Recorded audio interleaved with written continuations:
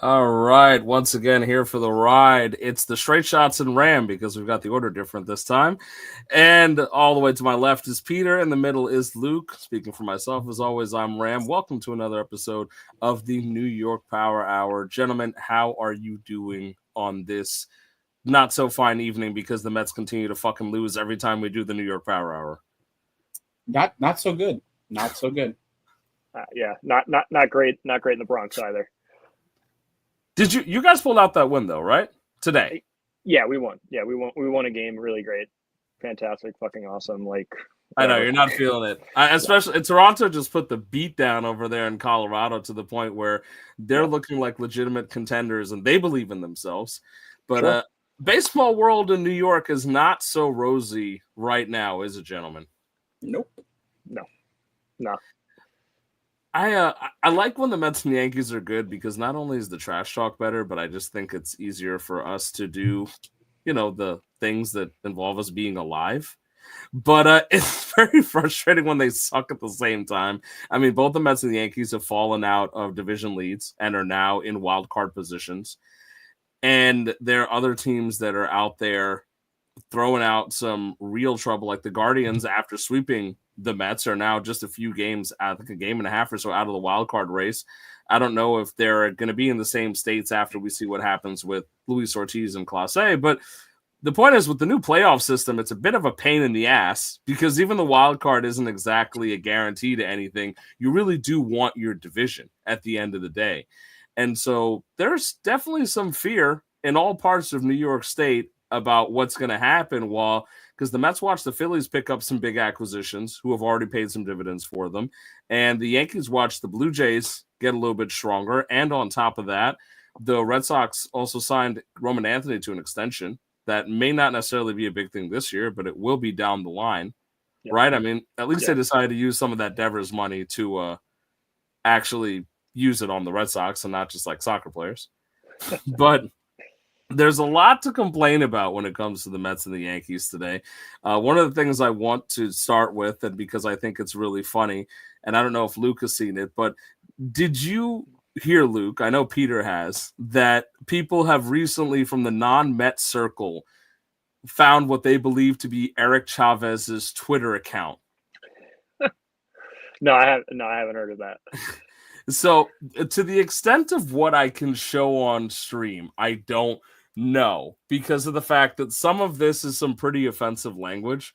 But there is a Twitter account that seems to have basically been created to only defend Eric Chavez and Jeremy Barnes, but mainly Eric Chavez.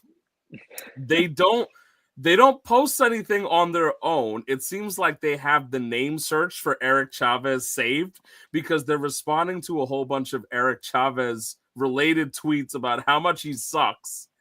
And Peter confirmed this one for me because I don't DM him on Instagram or something, but apparently he is very responsive on his Instagram to people who reach out to him and tell him that he sucks. Peter, you were aware of this for a little while, right? Like, because this within Mets community, I think people had suspected this for a little bit. Yeah, there have been some claims that he's had a Twitter burner for a while. People kind of put it together that it was the love. What was the love Mets? He changed it, so I don't remember what he changed it to. But I'll bring up some images as you talk, by the way. So don't worry. It's now privated. Today he privated it actually. After it kind of started talking about outside of Met circles, but yeah, he said some slurs on there. He's talked a lot of shit about Jeremy Hefner, which how fucking dare you, sir? He's is a way better coach than you'll ever be. But no, it's even if it's not Eric Chavez, it has to be somebody in Eric Chavez's inner circle, whether it's his wife, a kid. It brings up a lot of Philly basketball vibes. I don't know if you guys remember their president of, I think his wife had a burner, or he had one and his wife had one, and they were just, they would do the same thing. And they would attack fans that were unpleased with them. So it's just ridiculous that like you're doing this, you're a professional, you're a grown man. I get it. Some fans definitely cross lines, and as far as the Instagrams go, that's his actual Instagram account. Like, you shouldn't DM somebody that is a coach or a player of your team to just yell at them. Like, that's definitely crossing a line. But like vanity searching yourself on Twitter and just commenting on posts that are people just talking about you, I think you're asking for trouble. I think it's hilarious that we are here. I mean, I'm going to pull up something here. So let me just switch over from this image real quick and pull up one of these tweets just to show you an example. So this is some of the stuff we were looking at. I mean, this is the account. It might be different now because it's protected, right? But these are one of the tweets that people have kind of screenshot, and you know, Jeremy Barnes and Eric Chavez are just collecting paychecks. This was from last year. And you can see he says, yes, we are, and we love it. Right. And this has been going on for some time. And this is a point of reference because this was last year, right? And there have been some tweets this year that people have kind of cited and said, hey, this is something that we think is a little weird. But I got to ask you, I mean, this just feels kind of like odd the whole situation feels so weird.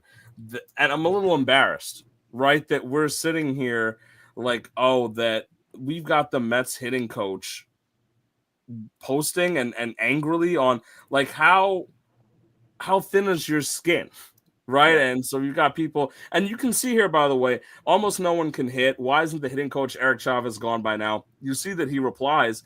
I don't know if because he's a little bit older, he doesn't realize that we know clearly because he's not following these accounts. Like, you are name searching yourself on Twitter, and then you're only replying to messages that make you look bad or people that want you fired.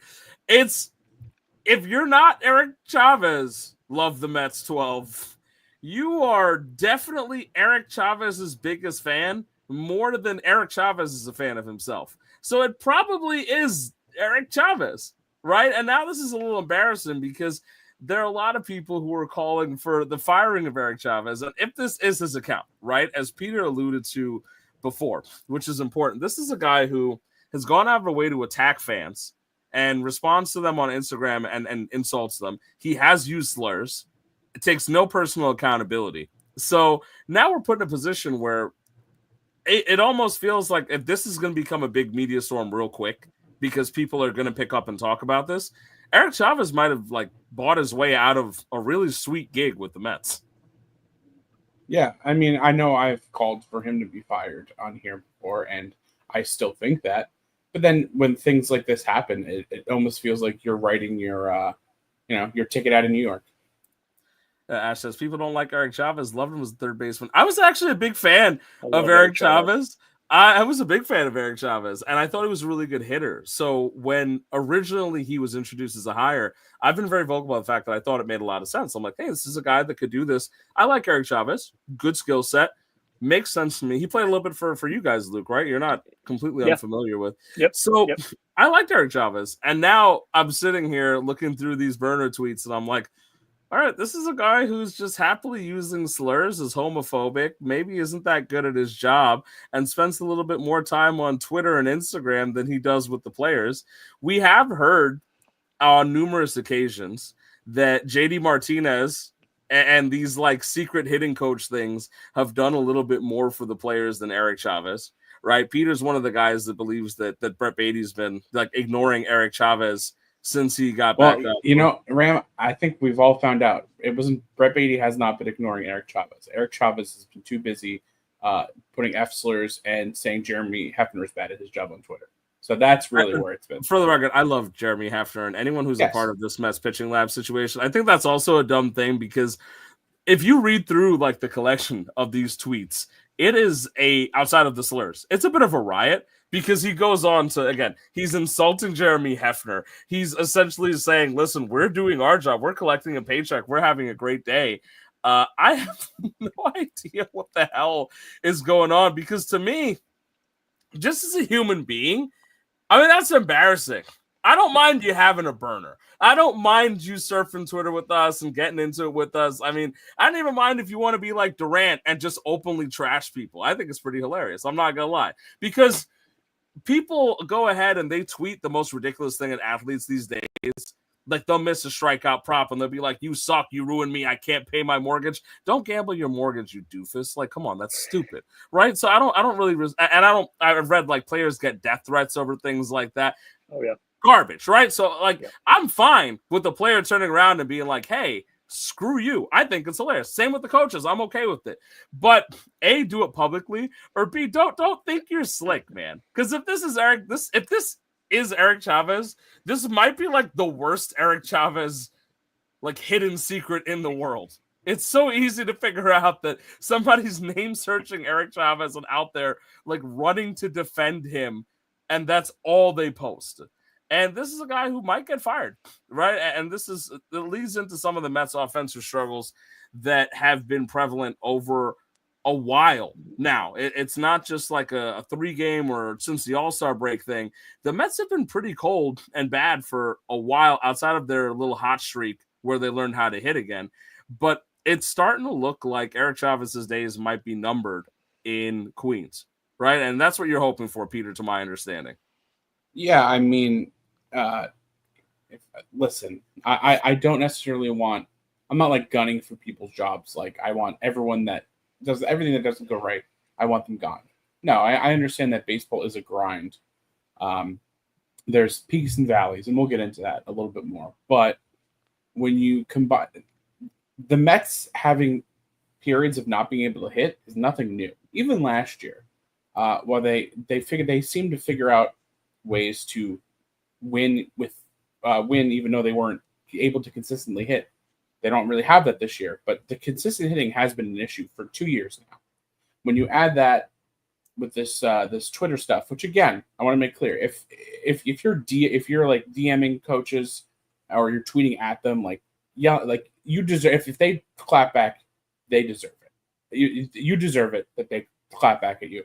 But vanity searching your name, again, you're asking for trouble. But with some of this stuff, and I guess we can get into it a little bit here. As Mets fans may or may not remember, on August 8th or July 8th. I'll fix that for you. Don't worry. Thank you. I made this fun little graphic at when Steve Cohen tweeted, "Phenomenal win tonight, led by the Fab Four." And I put some, positive stats underneath: Pete Alonso, Juan Soto, Brandon Nimmo, and Francisco Lindor. Well, since that's happened, since that tweet, these are the stat lines for those players. Juan Soto, batting under 200, five home runs, 13 ribbies, 0.79 OPS. Lindor, batting slightly above the Mendoza line, 21 hits, 4 home runs, 15 RBIs, 229. Brandon Nimmo, batting 250, 23 hits, 1 home run, 11 RBIs, 683 OPS. And Pete, 172 batting average, 15 hits, 5 home runs, 18 RBIs, and 608 OPS. And on top of that, just to be clear, this isn't me. This isn't me just singling out these 4. I just did the four highest strikeout leaders, and look who happens to be there. Number 1, 32 Ks, Soto 27, Lindor 25, and Pete also 25. So this has been a problem now. We're closing up on a month. In 2 days, it's going to be a month since he's tweeted that, and everything has gone downhill. These are your key players. These are the Fab Four, as Steve said, and they have just been playing awful. In the beginning of the season, for your hitting, it was the Mets were winning because these guys were contributing, and the bottom half of the lineup hasn't. The only one that's really been consistent all year, for the most part, has been Jeff McNeil, who Mets fans wanted traded before the season even started, because a guy that's now in AAA was apparently ready to start. But it hasn't been all the hitting. It has also been the pitching. Since this tweet, this has been our the innings pitched from the top 4 innings pitched from our starters and the average they've had per game. I had a little bit of help from Rich from the Discord with this, so thank you for that. The saddest part about this graphic, and I didn't specifically make this a graphic just because I didn't honestly know how to word it and make it nice. But the Mets, if I could just pull up the stat because I want to read it correctly because that's how upsetting it is for me. The Mets have had starting pitchers go 6 or more innings 8 times in their last 50 games. All of them are David Peterson. David Peterson is the only Met that has gone past 6 in the last 50 games. I understand that Stearns fixed our bullpen, and it's the best bullpen that I've seen since I've been a Mets fan. But that's not sustainable. You're going to burn these guys out because your pitching can't give you enough. Like I do think that I don't think that it was the end of the world that you didn't trade for a starting pitcher. Really, only one guy of note got traded. I know Dustin May got traded, but let's be honest, he sucks. And if he was on the Mets, we'd all be pissed. But when if you don't call up Sproat or McLean this year, that tells me that you don't truly believe that the Mets actually have a shot this year, that you're not willing to adjust your plans for what you're, because Stearns is a very calculated guy. He makes his plans. He doesn't like to get off them. So if you really don't think, if you're not going to go off those plans, that tells me you think the Mets aren't going to win this year. And that's concerning because why the fuck do we pay Juan Soto $50 million? Like, I understand that like Soto was going to get a ridiculous amount of money no matter where he spent. So I don't care so much about the total. But if you don't sign a player like Juan Soto and not try to go all in, and it feels like you didn't go all in. You went half the way in. I don't know if I agree with a lot of that, but I want to make sure you had your time to talk because your data is true, right? All this data is correct, and I think it's great that you compiled all that because one thing I will say, the length of the starting pitching is an absolutely astute observation as to one of the things that has been screwing us over, right? Because you just cannot be a playoff team with your guys averaging this type of work here, and then with the fact that this is just the innings pitch for the starters, right? Montes has been lit up like a goddamn Christmas tree in a lot of his starts, right? Sean has looked okay, but he struggled against the Guardians the other night and just couldn't put it together after the 5th. Clay Holmes has been good for about 5 innings or so in his starts, and it's not bad. As the back end guy, that's not bad. Like, Holmes has been fine. Peterson, we know that I love him, but he also has had some struggles as well. He's been pretty good, but when he's been good, the offense hasn't hit, so it's kind of a tough one. That being said, I mean, so it's a tough one for me, though, in terms of where to pass the blame if I think they should have done more. Because I think, you yourself highlighted the fact that not many starters were moved. Like, we didn't see necessarily like a Joe Ryan or like these big arms moved. And I'm not necessarily interested in the Mets acquiring a like Dustin May. I was not, because in my head, I'm like, no, right? No, so yeah. right? Yeah. So I think they did fine for the trade deadline as to what they needed to do. What my issue is just trying to understand what the vibe of this team is and what the hell they need to do to fix it. Because so I've been on air and talked about the fact that I don't think that firing Eric Chavez is the right thing to do. But it's not necessarily because I think he's doing a great job. It's because I don't really know if it's going to make a difference to fire him when the problems aren't necessarily just Eric Chavez. Because if you look at where the Mets rank in the National League, right? The Mets are 4th in home runs. With all of their issues, they're 4th in home runs. As of the time of this show, right? They're 5th in walks. And in the NL, they're 5th in OPS. So the problem for me is that you have a team that's just a game or so out of the division. If you're 5th in OPS, 5th in walks, 5th in home runs, there's some balance there. There's some patience. The numbers make you look like a pretty solid team. And even OPS for the MLB, they're 12th or 13th. They're about the middle of the pack. And I think they should be better. I absolutely think they should be better. But it's hard to say that we need to just jettison this guy and things are going to magically be fixed. I don't know if just firing the scapegoat hitting coach is going to make a difference. My thought process, though, however, especially with the light of the fact that Eric Chavez is a bit of an asshole, and maybe he is an asshole behind the scenes as well with the players, for all I know, because if that's how you are on Twitter, I don't know how bad of an asshole you are behind the scenes. Maybe you are. It can't get worse. It can't get worse. If you fire Eric Chavez, it's not going to get worse. So I'm starting to think it can always get worse, Ram. I'm starting to think for the sake of it. So if we fire Eric Chavez and it gets worse, what happens? What do you guys do then? Do you move on to hating Jeremy Hefner? Because that would be a horrible idea. Oh, no, absolutely not. You know, I mean, Jeremy Hefner, you know, like we said, he's the GOAT. He's the GOAT pitching. Right, but what happened here? This is clearly Jeremy Hefner's fault then, right? Okay, no. Clay Holmes is Clay Holmes. I mean, if we're talking facts, Clay Holmes is now This is Eric Chavez's fault. This is Eric Chavez's fault, right? Okay, but this is like, what are we doing? No. Okay, let's pull this back up. No, let's pull this one back up. Which one do you want? The hitting? The hitting one. Okay, I'll bring this back up for you. Hang on. Thank you. That's the. We're getting there. Technical difficulty. Sorry, they all look the same to me. Fair enough, because they are. Just the numbers are different. I understand that. Yes, you are correct. Eric Chavez is not the one who's batting for the Mets. I understand that. But this is we have almost a month. We're 2 days away removed from a month sample size of their stats trending way down. Again, I understand. Yes, Eric Chavez is not batting. He is not. I don't know how. I also don't know how you could teach hitting better with runners in scoring position. I get that. But with all of the things that are going on, especially now with this new Twitter thing with him, you need to do something to shake it up. And in every sport across the way, what's the easiest way to shake something up? Well, you fire a coordinator.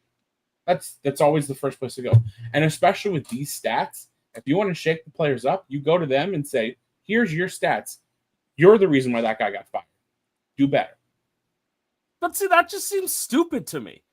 Like, they know that they suck. They know, what they know that they suck right now. And what else can you do? But no, that's what I agree with the idea that if you're sitting there thinking, by the way, I just want to Ty, by the way, Luke says your jawline's looking great. Absolutely. And Chris says Soto, Alonso, and Lindor are not sucking because of Chavez. But I just think it's kind of a stupid maneuver. Like, it's a scapegoat maneuver. All right, we jettison Eric Chavez. Look, I've read this stuff from today. I don't even like the guy. I don't want to defend him. Right. But at the end of the day, I just don't think, because you're showing me, okay, the hitters are not hitting, right? But then why are we 5th in the NL in OPS? Why are we 4th in home runs and 4th in walks? It doesn't, like, we can't just cherry pick and decide. Well, like, I can tell you why we're doing so well in walks. It's because Juan Soto leads the league in intentional walks. Right, but that's what I mean. Like, at the end of the day, like, if these guys are so negatively affected, I just don't think it. If anything, though, I do believe what I said, that it can't get worse, that it actually cannot get worse, that if they fire him, maybe they go on some kind of run and they have a little fun. The vibes might be off for all I know. I do think this is a momentum and emotional-based game. Luke, you're an outsider to this. What thoughts do you have on any of the situation? Because it must be fun for you, I'm sure. Now I know why I was in the middle between you guys, because you knew that this fight was going to break out, and I was just going to be stuck in the middle of it, which is great. You guys have talked about a lot of things, and I kind of want to address a couple of them. The first is the Eric Chavez account. I haven't seen it. I haven't read through it. I mean, obviously, you guys are a little bit more privy to the sensitive information that's on there. From a reality basis, right? Or from an outsider perspective, it's one of three people, right? It's either a super fan of Eric Chavez, which I don't think that exists.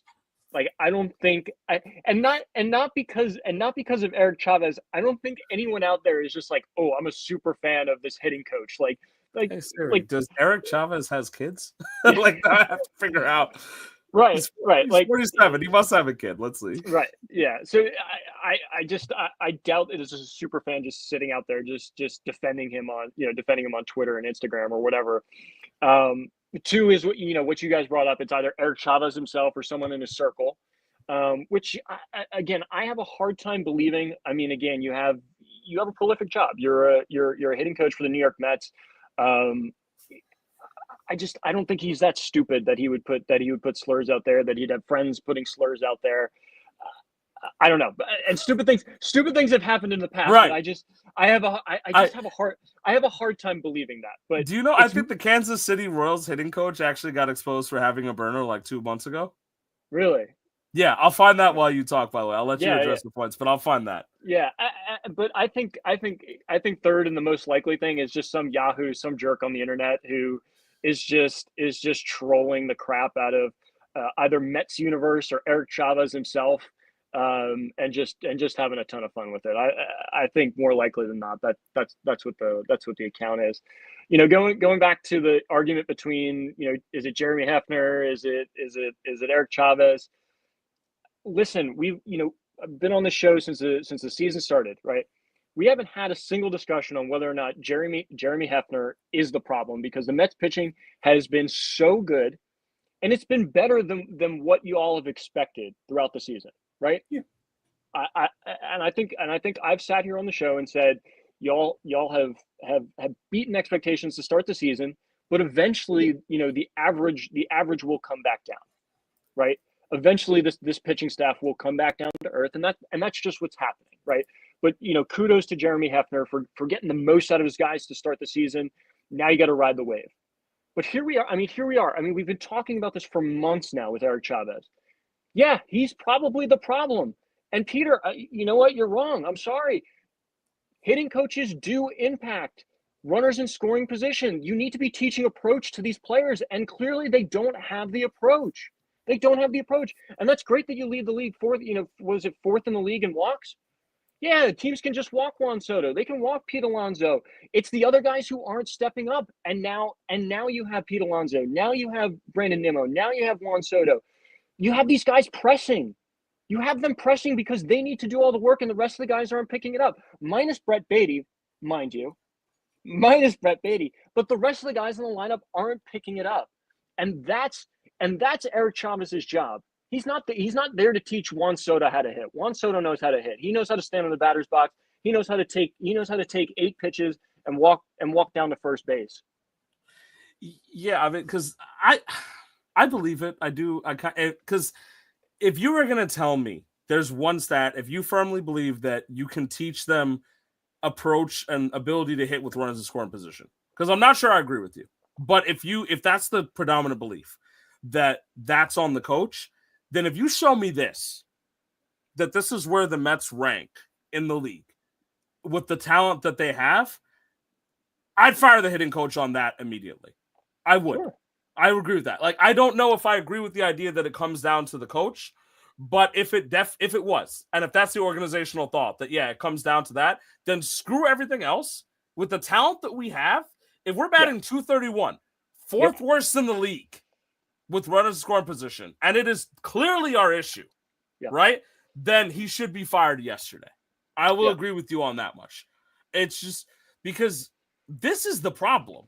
I mean, we are tied for relatively unlucky Colorado Rockies, of course, but we are tied for third worst, right? And a bad game in a bad stretch over 2-3 games, we could easily be worst in the league in runners in scoring position with some of the best offensive players, right? I mean, Pete Alonso's still good. Juan Soto is an elite level player. These guys can hit the damn ball.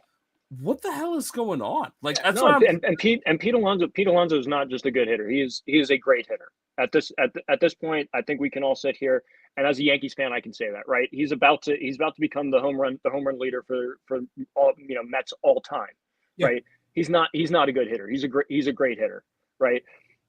I was going to joke before. I mean, you're tied with the Colorado Rockies. I mean, maybe you just say you're unlucky like the Rockies, but you're absolutely right. I mean, this is a lineup that's, and I said it at the beginning of the year. It's a top heavy lineup. It's a very top heavy lineup. And we talked through it at the beginning of the year. It wasn't Juan Soto stepping up in runners in scoring position. Pete was crushing the ball with runners in scoring position. It wasn't Brandon Nimmo stepping up. I'm curious. I'm curious how the stats, you know, how those stat lines are playing out now. Who is carrying the team? Who's stepping up and getting it done? And if it's not Juan Soto, and it's not Brandon Nimmo, and it's not Pete Alonso anymore, then something needs to get figured out. Right. I mean, Luke, I do think that is a very good point by you. But to answer that question, right now, it appears like it's probably, off the top of my head, Jeff McNeil. I feel like he's been the most consistent Met all year. Sure. But yeah, they probably are pressing the guys up top. Yeah, I mean, I don't think that Juan Soto forgot how to hit. Earlier this year, Pete Alonso was keeping pace with Aaron Judge for the numbers that he was having. Yep. Francisco Lindor, we all know how hot he can get. He was borderline an MVP case last year. So, but I will say, to try to put a nice bow on everything, the Mets, yes, for this past month have been playing some god awful baseball. You're only 2.5 games out of first place in the Phillies. So with all that, you're still only 2.5 games out. I know they're talented enough that they can turn it around. I don't know if Eric Chavez, if firing him fixes everything magically. It might not. I don't know. But you're still, like, again, Juan Soto, you didn't forget how to hit. Pete, you didn't forget how to hit. Like, I know they can do it. It's a case if will they. Here's one thing I will say to your point, Luke, in the idea that it might be the approach issue with the Mets and that he should coach them better. I wanted to look originally to see if it was, because anecdotally, and Peter could probably back me up, it feels like they strike out all the goddamn time with the runners in scoring position. So I was like, maybe that's it, right? Like maybe that isn't actually an approach thing. They're 21st in strikeouts, so it's not the end of the world. But to your point, and I think this is relevant because this is also anecdotally something that Mets fans would be able to say, right? I looked up grounded into double plays. That's what I was going to say. Yeah, with runners in scoring position, and they are the 6th highest on that list. And there are some teams on there, Pittsburgh, Colorado, the Athletics, although they're hitting a ton of home runs because Nick Kurtz is the next coming of Jim Thome and Jesus Christ, are not so bad off on the home run side, but they ground into a lot of double plays. That's rough. And I think that might be part of it too, where in the beginning, a lot of the issue that Soto was getting was grounding in double plays. People were saying that was just way too often. But that, I will say, to your credit, which is a valid point, is an approach issue. Because if you're 6th worst in the league, grounding into double plays with runners in scoring position, and God knows they ground in double plays a lot anyway, it is an approach issue. Yep. That is a problem. So I can agree with you on that. And maybe on that alone, there is some benefit to saying, hey, let's get rid of him because the approach of running scoring position is killing us. At the end of the day, I know we were joking. Peter's like, hey, it can always get worse. It can. You're right. I don't think it's going to get worse than this. If they're still able to put it together, you might as well let him go. I think that you might as well let him go and see, because either they're going to keep hitting the same they are and they can't hit run score position, or they're going to Donnie Stevenson the crap and they're going to figure it out and they're going to just be fun and be lighthearted about it. So at this point, because you're not going to make any new acquisitions, the trade deadline's gone, these are the guys you're going to work with, then it might be time. It might be time, especially if you can find out, if you can prove that Chavez is the guy behind those accounts too, and he's out there sending like homophobic slurs to fans because they're telling him that he's bad at his job, might be your time, buddy. Might be your time. So moving on from Eric Chavez hate and overall Mets destruction, let's go over to the other side of town where we hate everything. Yeah. So what's on top ahead for you, Luke? Because I know there's a few things you want to talk about with the Yankees, but what comes to mind first? No, I mean, there's a whole bunch of things. And, I've been just kind of sitting the past couple of days, and I'll get updates on the MLB app.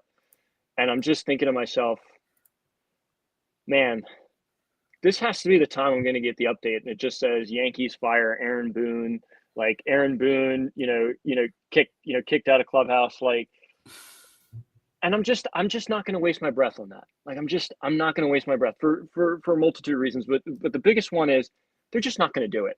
They're just not going to do it. And it's so glaring. Like, really at this point, it's so glaring that he's such a passive coach that it's a detriment. It's a detriment to this team. Right. Like you guys were talking before, like, if the players aren't stepping up, right, like you need to get in their face and, you need to tell them, hey, you suck. Like, that's not going to happen. Like, that's not going to happen with Aaron Boone. Right. He caters to the players too much. The players love playing for him, but there becomes this give and take. Right. I like playing for you, but I'm not going to run through a wall for you. You know, like, because if I don't run through the wall, like, you're still going to play me the next day. You're not going to take me out of the game. Like we saw this with Jazz Chisholm over the weekend, right? Like total bonehead base running mistake. Has a talk with him, then just totally reams the first base coach. Like it was the first base coach's fault that Jazz Chisholm was way too far off first base, you know, and then just keeps Jazz in the game. Keeps Jazz in the game, plays him the next day, plays him the day after that. There's no lessons learned. There's no lessons learned. Anthony Volpe continues to play shortstop, even though he leads the league in errors. There's no change. There's no change in behavior from this team. The only change that I see is that 2 months ago, you had a 5.5 game lead on the AL East. And look at where we are now. We're 6.5 back. We're behind the Red Sox now. We're behind the Red Sox. We're behind 2.5 games behind the Red Sox. It's embarrassing. It truly is embarrassing. And I'll make one more thing. I'll say one more thing before I hand it off to you guys. And I'll probably have more stuff to say. But I'll say one more thing. I am so tired. Of Luke Weaver getting pushed out of the closer role. I really I can't, and I know this is a Luke Weaver podcast, and I know we have extra amount of love for the guy, but the numbers don't lie. He is their best reliever over the last 30 days. 2.19 ERA over the last 30 days. You know what Devin Williams' ERA is over the last 30 days? 5.2. 5.2. And they continue to go to him in the 9th inning. They continue to do it. I get it. And I get it. Everyone was praising the Yankees for all these deadline pickups. Oh, you got Bednar, you got Bird, you got Duvall. But you had Luke Weaver. And don't give me this BS that, he can't pitch the 9th inning. He did it. He pitched the 9th inning, and he did it during the playoffs, and he did a fucking phenomenal job. So why are you pushing him to the 6th inning? Why do you keep going back to Devin Williams? It's not like you paid an exorbitant amount for Devin Williams. What'd you give up? You gave up Caleb Durbin? You gave up Nestor Cortez Jr.? He hasn't even pitched this season. So what is the deal? Why do you keep going back to Devin Williams? Give Luke Weaver the closing job. It just doesn't make sense to me, and that's the thing that frustrates me. So I'm going to bring this back up here because I think it's relevant. So first off, I'm going to address the Luke Weaver thing because I think that's the one takeaway that I want to hit on here and piggyback off you. When we've talked about Luke Weaver a lot on this podcast, and I say that lovingly. But one of the things that I remember asking you in the beginning that puzzled me is the idea of why does it feel like the Yankees don't like Luke Weaver? Because Luke Weaver was going to be their guy, late inning guy, and they said, okay, we're going to go to Devin Williams. And then even when Devin Williams stunk it up in the beginning, it felt like they were like, oh, we'll find somebody else. We're going to put Cruz in. We're going to put Cruz in the 9th inning. And listen, that's fine. I mean, Cruz was lighting it up as well this year. Right. And don't get me wrong. I mean, if Devin Williams is available, I'm going to go get Devin Williams. Right. Yeah. And he's my 9th inning guy to start the season. I'm not questioning that. I'm not questioning that at all. But when he starts stinking it up, why? Why? And then why go back to it? Right. And then now we've gone on and they've acquired these guys who it almost, you bring in Duvall, who's got closing experience, which by the way, I think is a good move, right? But right. And I'm not questioning the moves. I still think the moves are great. If you have a chance to get Duvall, you get Duvall, right? It makes sense. But it's the idea for me here that it's it feels like they just got Jake Bird and they were like, oh yeah, we like Jake Bird more than Luke Weaver. And now he's optioned. But I think it's funny because I'm like, Luke Weaver is your guy. I don't know what I'm missing. I know that he struggled a little bit towards some of the end games at certain points. But for me, it feels like he's just being punished and given a shorter leash than anybody else under the sun in the Yankees relief world. Yep. Right? Even today, they let Bednar run it out there for extra time. And it's wow, gutsy save for Bednar. And I'm like, you have Luke Weaver. You don't need, that's what I'm saying. Why? Where are we in a position where, what did Luke Weaver do? And Aaron Boone, as we talked about, right? You just mentioned this. Aaron Boone is not an accountability, holds you accountable, suffering guy, right? So, what did Luke Weaver do that is so heinous that Aaron Boone has decided willingly, I will just not give you an opportunity to shine but anybody else under the sun can. Like, what I almost want to speculate on what he could have possibly done.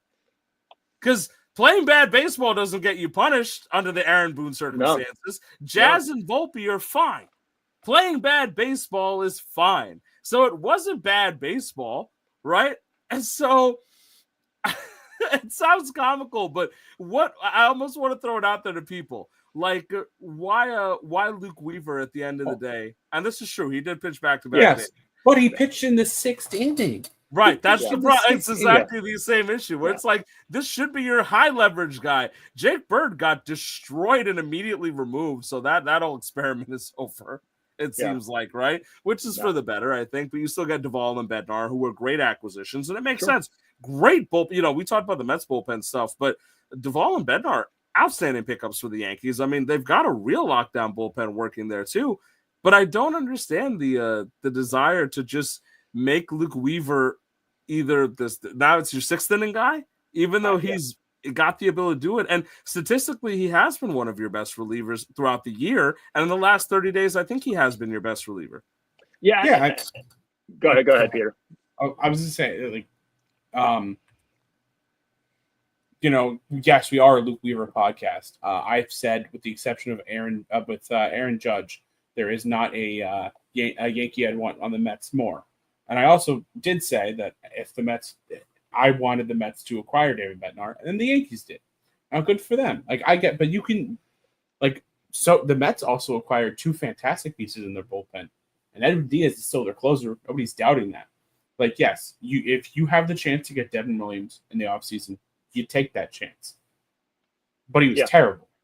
Yeah. Why? Like, Luke Weaver's been great. Yeah. Like, Duvall, am I pronouncing that right? Duvall?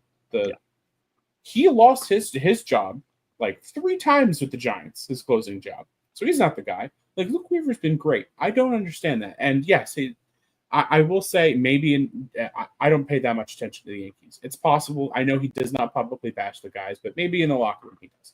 I don't know. But it is weird that I'll take your word for it, Luke, because I don't know. But yeah, like we see these staunch defenses of Volpe and Jazz, but then you have a guy there that's performing for you all the time and doing great, and you don't give him the closing role. Why is he pitching in the 6th inning? Luke Weaver should never be pitching in the 6th inning.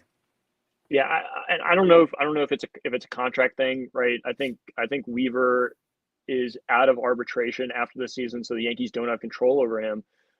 So what's the point? What's the point of continuing to develop and get him those numbers?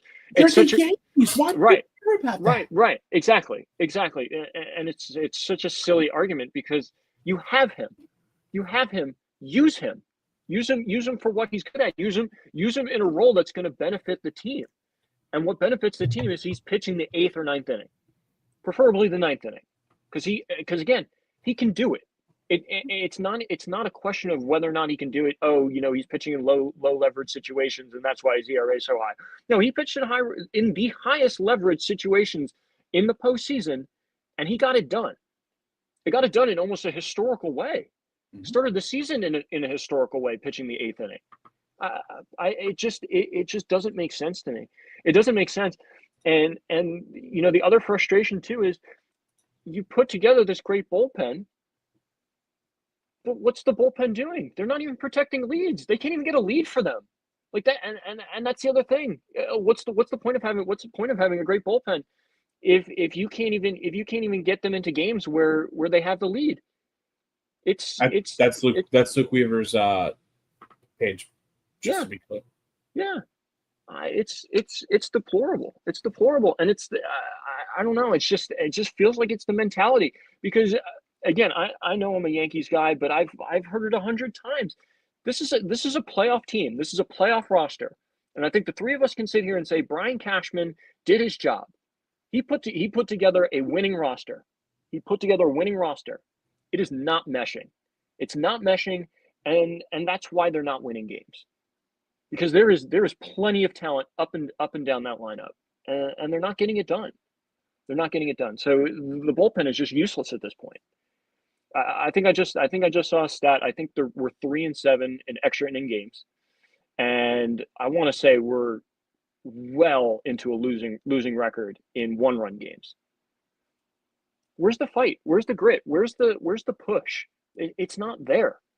You know, with the coaching style, again, it's I'm okay not running into a wall because you're still gonna support me. He's not gonna get the guys to run through the wall for him. And it's that mentality that's going to win you a championship, and that's why they won't. Here's something that I find interesting, because I was looking up some information here on Luke Weaver while we were talking. We don't always discuss the merits and demerits of like F4 versus B-WAR, but if you take a look over on the Baseball Reference side, right? If you organize Yankees pitching, Luke Weaver is 6th in WAR. He's got 1 B-WAR for the year, right? And the only reliever who has exceeded him has been Tim Hill. And he has got a 1.2 WAR, and that makes sense, right? But Tim Hill's also pitched in some lower leverage situations. Yeah. But Tim Hill's had a really strong year, all intents and purposes, 2.66 ERA. And so he's got 1.2 WAR. Weaver's got 1 WAR. Some guys around there. Fernando Cruz has 0.4, and they have, I think Devin Williams has negative half WAR over there. Right? Now, if you pop over to, I'm gonna just throw that out there, which I think is hilarious. I'm in someone else's basement, which is even better. Is that like a basement to basement transfer program? Is that how it worked out? Yeah. Like we took you as an underprivileged child from one basement and just put you into another. Yeah, well, kind of like you get privileges to go to the Rainforest Cafe. I get privileges, but mine are limited to just being in basements. Well, we can't all have your jawline and your benefits, and I get a little extra accommodation because I just don't have the same as you. So you've got to. You're still a beautiful man. You're still a beautiful man. Looks like an upgrade, by the way. Says Mac. Outstanding. It's just the camera quality. He looks a lot better because he invested in a new camera to look good for. But the turnaround to me here, and I think this is interesting because there has been talk from Yankee fans I know about the Yankees being too analytical. Right, but I do want to point, because I switched over to F4, and their relief WAR leaders, Devin Williams actually has half a WAR, a positive half WAR on F4, and Luke Weaver has 0.2. Wow. And so for me, I don't mean to sound anti-analytic or crazy or undereducated, but it is wild to me, watching the amount of baseball I have this year, that you're telling me that Devin Williams has been more valuable than Luke Weaver, because I would not be making that argument. I don't think that makes sense, right? And it's not only that too. I mean, they have Mark Leiter Jr. as more and Yerry De Los Santos as more valuable than Luke Weaver this year. Yeah. No, just a quick note. Yerry De Los Santos has been actually very good for the Yankees this year. Which I agree. Yeah, he's been down in the minors. Mark Leiter Jr. has been a dumpster fire. But that's something about this feels like it's rewarding volume, and not because I will say, where's the volume missing for Luke Weaver? It's like he's been pitching all season, and the stats I'm talking about for the last 30 days. He's pitched the most out of any Yankee reliever in the last 30 days. You know what I'm going to say? Tell me where the volume's missing. I think I can guess what it is, and I know somebody who knows this better than me might be able to explain it, but I'm going to pull something up here because I constantly have arguments with guys like David Peterson, right? And let me switch over to here and just pop over to what I needed to pull up, which is this one. So FIP, fielding independent pitching, those type of ratings do not love guys like Tim Hill, David Peterson, right? The scrappy type of non-dominant pitching guys. And so you can see here, Tim Hill, I think this is so FIP dependent for relievers that it takes away from the fact, like, I'm certain if I go over and look at Tyler Rogers, that he's the type of guy that he may not score well on this type of rating, but this is actually a rough one for me because I know FIP matters. Like, I see the 3.37 for Devin Williams, but in reality, he's got a 5.4 ERA, and he's had a 5 ERA for some time. Again, at this point, it's not a small sample size. Like, he's having a bad season. Yeah. And so, and by the way, look at De Los Santos, to your credit, by the way, 86.5 left on base percentage. That's pretty impressive. But and no home runs given up. Yeah. But I think this is an interesting one because I know we're lucky that we don't have somebody from Fangraphs on here to try to kill me, but the idea that Mark Leiter Jr. and Devin Williams single-handedly each have more WAR for y'all than Luke Weaver, I think is a mistake in the formula for certain type of pitching. I have to be fair. Because that doesn't make sense to me. I can't wrap my head around it. The only thing that I can think of is the Yankees just aren't putting Weaver in optimal positions where he can accrue WAR. That's the only thing I can think of. What's the strikeout numbers? I can pull them up. Well, I mean, the K rate is there too, which might be part of it because if you're looking at the K rate of these guys, Tim Hill's down there at 13%, but 26.5% isn't horrible. It's still within along the lines of like Leiter and Williams. But for me, I think that FIP and like the expected ERA and things like that is a little different for me because that's like I realize, yes, that Luke Weaver's FIP is higher. So you're saying that he's getting a little luckier than Devin Williams. But I don't know. There's got to be some credence put, in my opinion, to what is actually going on. Yeah, I agree. Yeah, I popped over to look at Tyler Rogers' like WAR and things like that, and it makes sense to me that he is right now sporting a 0.9 WAR, which is impressive and pretty good for a reliever. But I feel like because of the FIP and things like that, it may not work out that great. I'm just taking a look at his FIP before I say something crazy.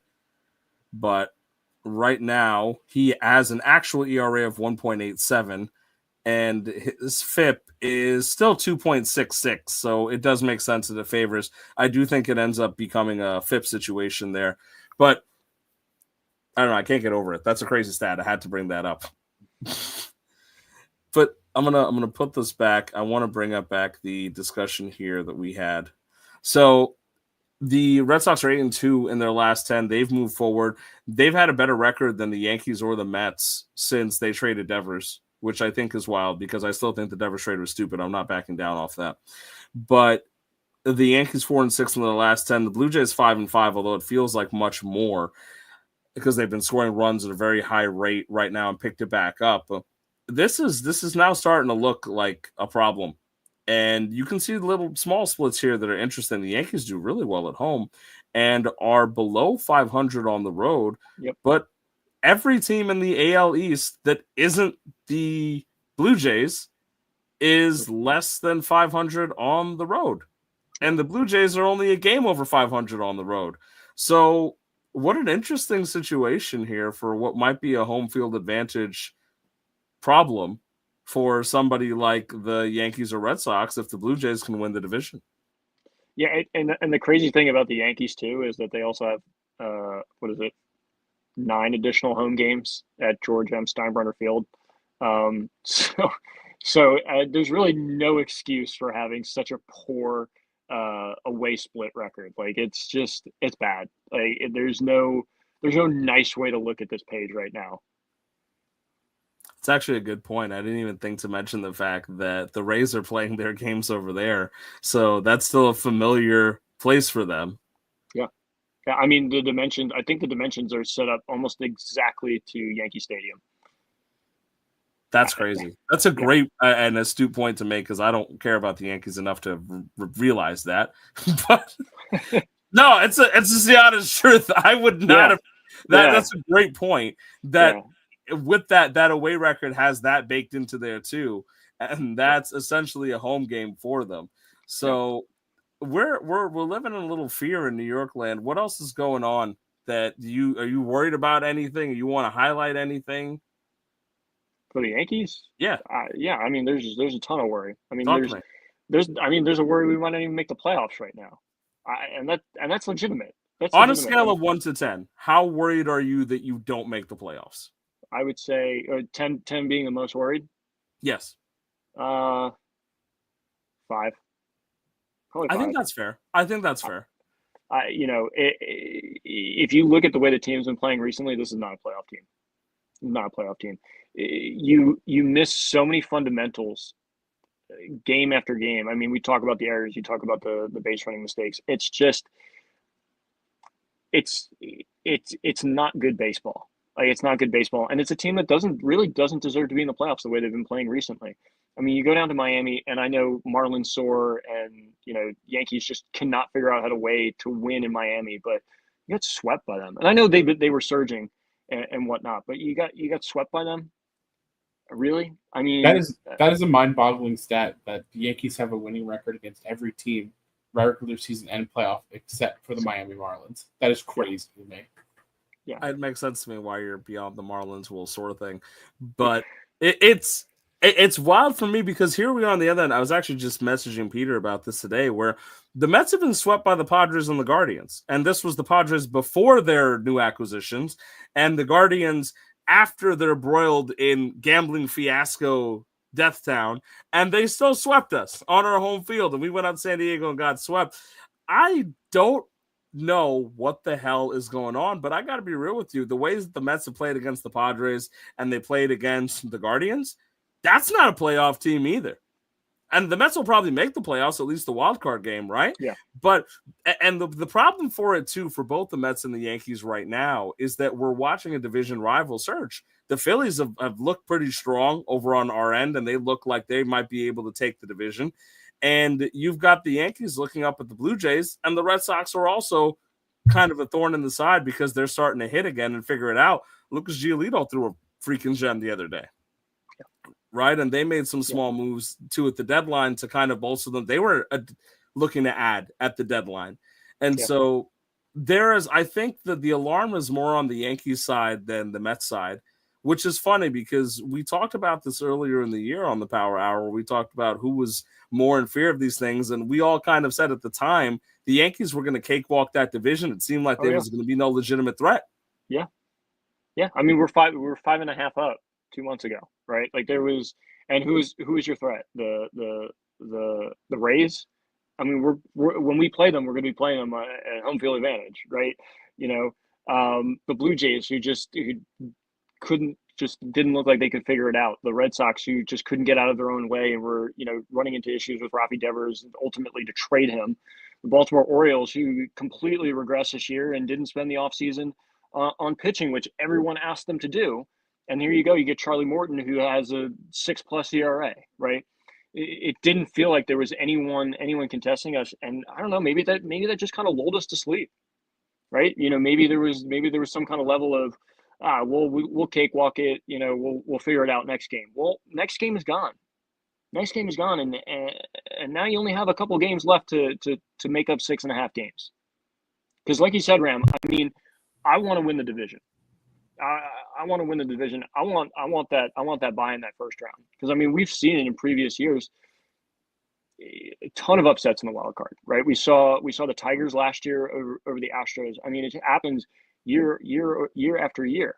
So I would much rather have that first round, get to the ALDS, give you guys a little bit of rest, and get ready to go. And the other thing too is you have such an advantage in the division series against the wild card winner, because the wild card winner just used all their bullets to try and win the first round.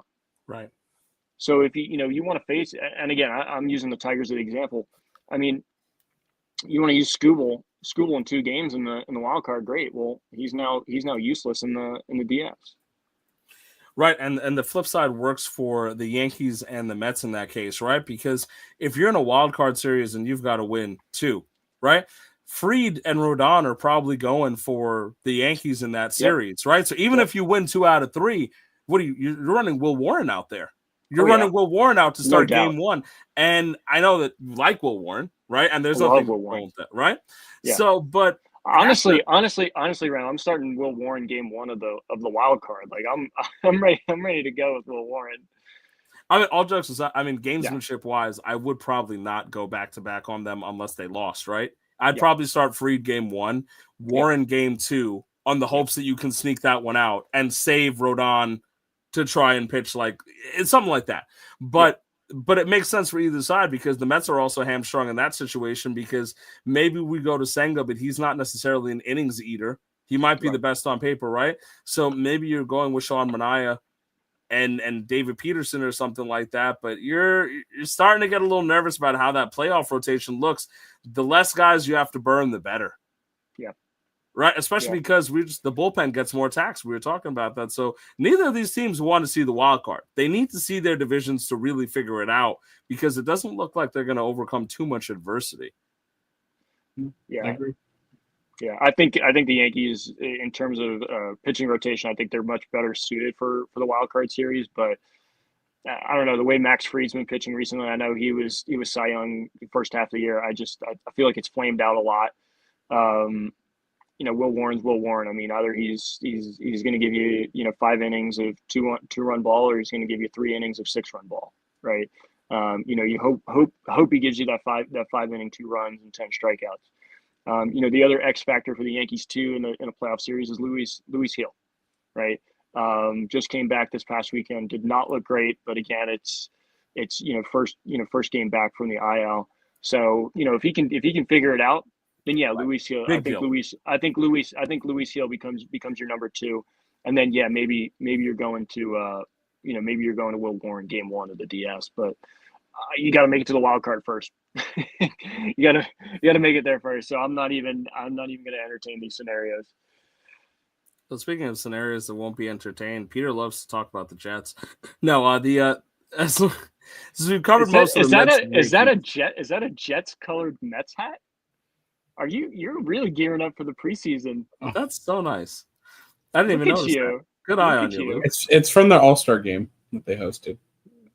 Oh, yeah. And they did Jets colored stuff, and that's what really interests you? That looks pretty green to me, Peter. Well, yeah, this part is. Yeah, it's green. It's Jets colors. Yeah, those are Jets colors. Jets. I didn't say that they weren't. I just said it was from the All-Star game. Does that mean you're coming around on Justin Fields? Absolutely not. Damn. It's my weekly try. Now, since we talked about the Mets and the Yankees, we'll take a minute. Just the Jets and the Giants are looking forward to preseason games this weekend. I don't necessarily feel as if I don't really treat preseason football as a real thing until we're like game 3, because if I can't watch my guys for like a quarter, I'm not really looking at it as football. I'm like, this is just more for the teams to get the reps in, right? And the fantasy football guys are already losing their minds over depth charts and stuff like that. I will not give that any credence. I did say that I saw that Justin Fields says that he thought Breece Hall had nice hands, and that's a sweet compliment. But at the end of the day here, let's see. We've got Ty says Yankees arms are better suited for the extra series, but have defensive and effort focus to overcome. Yeah. And the Mets pitching is not a promising playoff rotation. Blue Jays fan over there checking in and saying that he's not worried about either team, especially with Vlad Guerrero learning how to hit home runs again and Bo Bichette learning how to hit home runs again. So maybe the Blue Jays get to hold one over on us. I hope not, obviously, as much as we like Ty. And Ash says, go Bills, New York's only NFL team. And I love that we constantly neglect to discuss the Bills on here because they're from Buffalo. Orchard Park, but yeah. Don't be that guy, Luke. It's not even Buffalo. Like they don't even play in Buffalo. That's right. The Jets and Giants don't even play. The Jets and Giants also don't play in New York. New York, I know. You can thank our dear friend James Dolan for that, by the way. My best friend, James Dolan. Friend of the show. He friend of the show, James Dolan. He absolutely optimized. He optimized the viewership for Jets and Giants games by moving them to New York. Ash, by the way, says at least 3 in New York. Yeah. But crazy to have. Ash reminds me of me in the sense of like here we've got like a Braves fan down south like going and rooting for like the Bills and the Oilers, and I think it's just hilarious because I'm like I have stories at least why I root for the Leafs and the those kind of things, but Ash is out there with the Oilers and the Bills, and I'm like you've got interesting stories too. He's got an Oilers story. I just told him to root for the Oilers. That's a great story. That's why you do that to him. That's all your fault. He was like, "What team should I root for?" I was like, "Well, Connor McDavid's a cool guy. Like, you should definitely watch him." And he was like, "All right, I'll be an Oilers fan." Our Blue Jays fan here says, I'm more afraid of the Yankees at their best than I am Boston, but New York is rarely at their best. Damn. All right, Ty. Toronto's gotten, all right, buddy. Canada's had it way too good for too long. They're getting real comfortable over there, eh? I know All what right. I already know what my final thoughts for tonight are. He just confirmed them. He just confirmed them. I'm done. Well, we should wrap up because we've covered enough Mets and Yankees. The Knicks have done nothing of note, not in a bad way, but there's nothing going on. And football, we really only will get to when we start getting into the late preseason and things like that. So we can cycle around here. Let's go in order. Peter, what are your final thoughts for the evening as we wrap up tonight? Honestly, didn't really have anything planned for final thoughts. David Stearns, please call up my boy McLean, please do it. I need to see him pitch, please. Thank you. Luke, what's going on in the mind of the Yankees fan? I'm tired of the happiness that's going on in Canada. It needs to stop. It needs to stop. They need to go back to being a third and fourth place team in the AL East where they're supposed to be. According to Michael Kay. They're not even a real team. They're not even a real team. I'm so tired of these jokers thinking that they're cream of the crop in the AL East. Yeah, get the effort together. Figure out the defense. Let's start winning some games. I'm tired of hearing from Ty. I'll take a page out of Peter's book here and highlight something that he sent me earlier, in the sense that the notorious Metzeron account has created a change petition for Steve Cohen to fire Eric Chavez. And the more that you look at it, the more beautiful it becomes, considering the fact that he tagged the wrong Steve Cohen, a lawmaker down south, and not actually Stephen Cohen, and goes off on an actual rant about everything. So at the end of the Marlon Sore, baby. Marlon Sore. I need an image for that regularly. But yeah, if you're interested in believing that Eric Chavez should be fired, and change.org petitions because of the fact that something special can happen from that, I don't know how I feel about that. We might be sitting here talking about Eric Chavez getting fired next week, and then we have to find out really whether it's his burner or not. That's what I'm interested in. But at the end of the day, let's wrap up this New York Power Hour. Speaking for myself, Luke, and Peter, you all have a good rest of your night. Thank you for listening. Take care until next time.